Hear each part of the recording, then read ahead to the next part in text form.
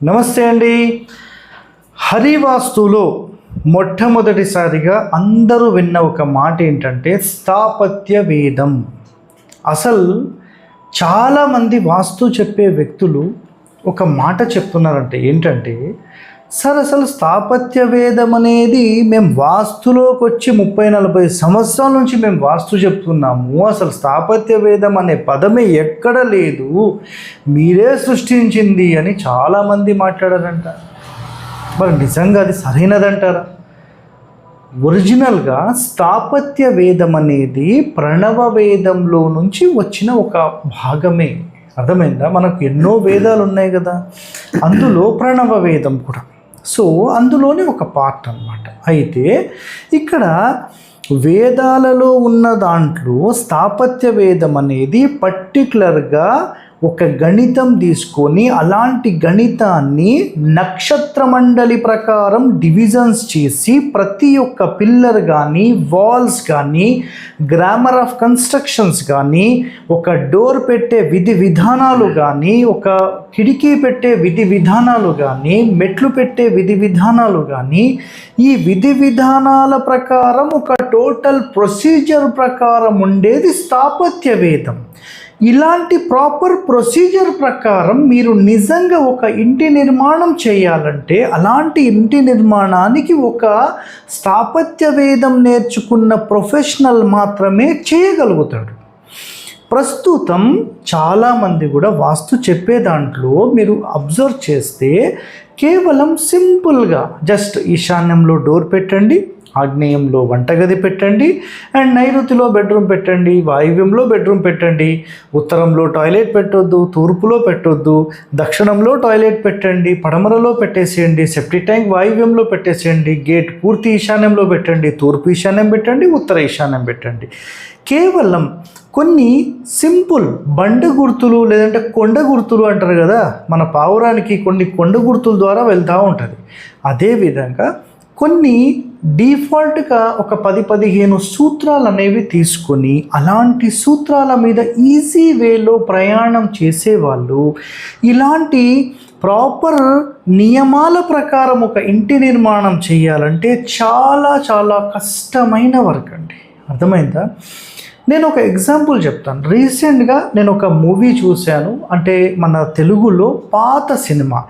ఊర్లో చిన్నగా నాటు వైద్యుడు ఉండి అతనే అంటే ఏ ప్రాబ్లం వచ్చినా అతను చెప్పిందే వేదంలాగా మారేది. అతను జస్ట్ అట్లా చూసే నీ కొడుకు బతకడు, అయిపోయింది, 24 సంవత్సరాలకి వాడు చనిపోతాడు, అయిపోయింది వాడి లైఫ్ అంటాడు. సో అదే సిటీ నుంచి వచ్చిన ఒక డాక్టర్ చూసి నీకు ఈ ప్రాబ్లం వచ్చిందయ్యా, నీకు ఈ జాండీస్ అనేది వచ్చింది, ఈ ట్రీట్మెంట్ తీసుకొని నీకు తగ్గిపోతుంది అంటే అతను వెళ్ళి ట్రీట్మెంట్ తీసుకొని మళ్ళీ వచ్చి బతికి 10 సంవత్సరాలు కూడా అయిపోయింది. ఇప్పుడు ఏంద్రబాబు నీ మాట అంటే సమాధానం లేదు. ఎందుకంటే ఒకటి గుర్తుపెట్టుకోండి, బావిలో నివసించే కప్పకి బావే ఆ లోకం. అర్థమైందా? ఆ లోకం మొత్తం బావే, అంతే.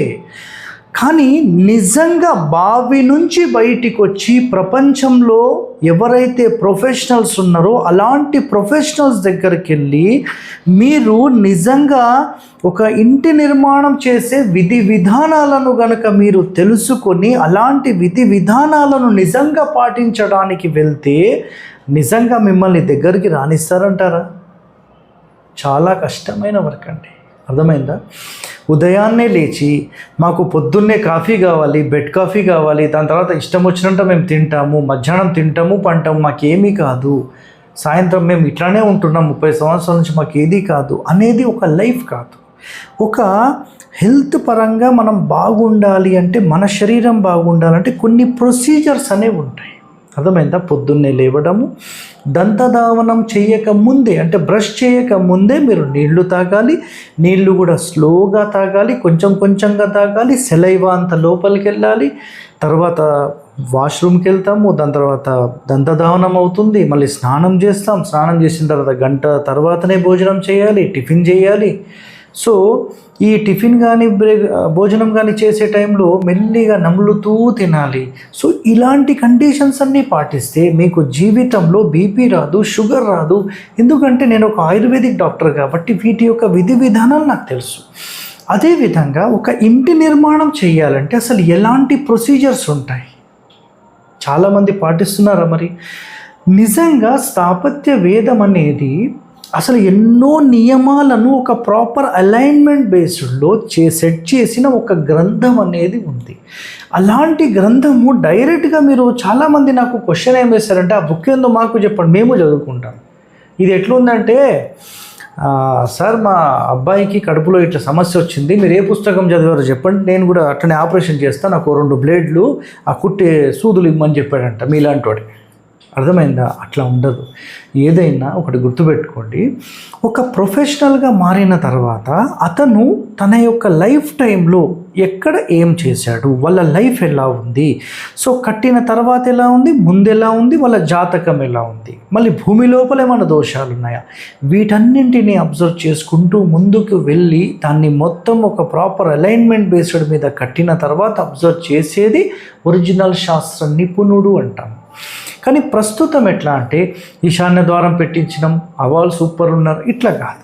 ఒక 20 సంవత్సరాల తర్వాత ఆ ఇంటి లోపల యజమానికి తల్లిదండ్రులకు కూడు పెట్టలేని పరిస్థితిలోకి వెళ్ళే కొడుకులు కూతుర్లు తయారయ్యే పరిస్థితి ఆ ఇంటి లోపల అనేది ఉంటుంది. అర్థమైందా? ఇక్కడ ఎన్నో ఉన్నాయండి. ఎందుకంటే ఒక ప్రాపర్ ప్రొసీజర్ ప్రకారం మీరు కట్టాలంటే స్థాపత్య వేదం అనేది నిజంగా చాలా చాలా ఇంపార్టెంట్.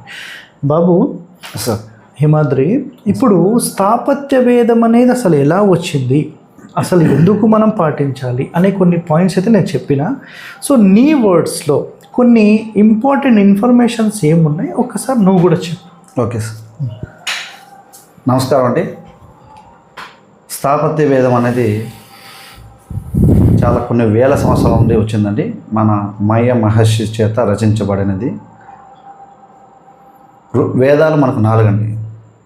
ఋగ్వేదం, సామవేదం, యజుర్వేదం, అథర్వణ వేదం.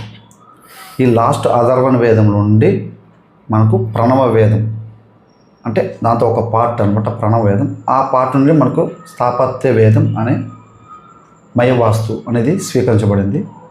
యాక్చువల్గా ఈ వాస్తు అనేది ప్రకృతితో అనుసంధానం ఉంటుందండి. ప్రకృతి అంటే పంచభూతాలు, అలాగే సూర్యుడు, గాలి, అయస్కాంత శక్తి, వీటికి అనుగుణంగా మనం గృహాలను నిర్మించడం ద్వారా ఆ ఇంట్లో ఉండే వ్యక్తులు కావచ్చు, లేదంటే పబ్లిక్ ప్లేస్లో అయినా కావచ్చు, హ్యాపీగా ఉంటారు. ఫస్ట్ ఆఫ్ ఆల్ ఏంటంటే స్ట్రెస్ అనేది ఉండదండి. ఆ బ్రహ్మస్థానాలు, మర్మాలు, ఉపమర్మాలు, షణ్మర్మాన్ని మనం అనుసరిస్తూ ఎక్కడ కిటికీ ఉండాలి, ఎక్కడ డోర్లు ఉండాలి, అంటే వాస్తు పురుషుడికి బ్రీతింగ్ ఎలాగైతే మనకైతే ముక్కుల ద్వారా ఈ గాలి అనేది వెళ్తుందో, అదేవిధంగా ఆ ఇంటికి ఎక్కడైతే కిటికీలు ఉండాలి, ఎక్కడైతే డోర్లు ఉండాలి పెట్టడం వల్ల ఆ వాస్తు పురుషుడు హ్యాపీగా ఉంటాడండి. అటువంటి 4 గోడల మధ్య నివసించే వ్యక్తులకు కూడా చాలా హ్యాపీగా ఉంటారు, స్ట్రెస్ ఉండదు. సంపద అనేది కూడా అంటే వాళ్ళ యొక్క శక్తి సామర్థ్యం, ఎంత చెట్టుకి అంత గాలి అన్నట్టుగా వాళ్ళ యొక్క స్థితులను బట్టి వాళ్ళకి సంపద అనేది సమకూరుతుందండి. అదేవిధంగా ఆ ఇంట్లో అన్నదమ్ముల మధ్య, అమ్మ కొడుకులు, అమ్మ నాన్న అందరి మధ్య ఒక సంబంధాలు, అంటే వాళ్ళ యొక్క మంచి సంబంధం ఏర్పడుతుంది. దీని గురించి ఒక వీడియో చేసేద్దాం, అది కూడా ప్రాబ్లం లేదు. ఈ ప్రణవ వేదము, ఈ స్థాపత్య వేదంలో లింక్స్ చెప్పేసేసి క్లోజ్ చేసేద్దాం. ఎస్, ఈ ఆ స్థాపత్య వేదం దీని ద్వారా మనం గ్రహించబడింది. అది కొన్ని వేల సంవత్సరాల నుండి ఉండదండి. నార్మల్ వాస్తు ప్రకారం అయితే ఇది కాదు, ఇది చాలా పవర్ఫుల్. ఇది కాకపోతే దీన్ని గుర్తించటం లేదు. మనకు ఈ మన దేశాన్ని పరిపాలించిన అంటే ఉంటారు కదా బ్రిటిషర్స్, వాళ్ళందరూ మన ఈ సబ్జెక్ట్ని అయితే చాలా వరకు నాశనం చేశారు. ఇప్పుడిప్పుడే పుట్టుకొస్తూ ఉంది ఈ స్థాపత్యం మీద. ఇన్ని సంవత్సరాలుగా ఒక రహస్యంగా కొందరు స్థపతుల దగ్గరే ఉండడం అది జరిగింది. ఇప్పుడు సామాన్య ప్రజలు కూడా అందుబాటులో ఉంది. చాలా వరకు ఇది చాలా రిచ్ పీపుల్సే దీన్ని తీసుకునేవారంటే అంత ఖర్చుతో కూడుకునింది. ఇది నార్మల్ ప్రజలకి ఇది అందుబాటులో ఉండేది కాదు. ఈ కాలానికి అది మళ్ళీ రావడం అనేది ఒక మన ఆంధ్ర ప్రజలకు, తెలుగు రాష్ట్ర ప్రజలకు ఒక గొప్ప వరంగా చెప్పుకోవచ్చు. Thank you. సో టోటల్గా విన్నారు కదండి. స్థాపత్య వేదం అనేది వెరీ వెరీ పవర్ఫుల్. కానీ రిచ్ పీపుల్ మాత్రమే నిజంగా పాటించగలిగేది. ఈరోజు మీ ముందుకు నేను తీసుకొచ్చి పెట్టాను. దాని తర్వాత ఎంతోమంది దీని మీద నేర్చుకుని పరిశోధన చేసి మీ అందరికీ అందిస్తున్నారు. ఈ కాలానికి అంటే కలికాలానికంటే అది అదృష్టం. సో త్వరలో నెక్స్ట్ వీడియోస్ కూడా మీరు చూస్తూ ఉండండి. ఎన్నో వీడియోస్ మేము రిలీజ్ చేస్తూనే ఉంటాం దీని మీద స్పెషల్ కంటెంట్.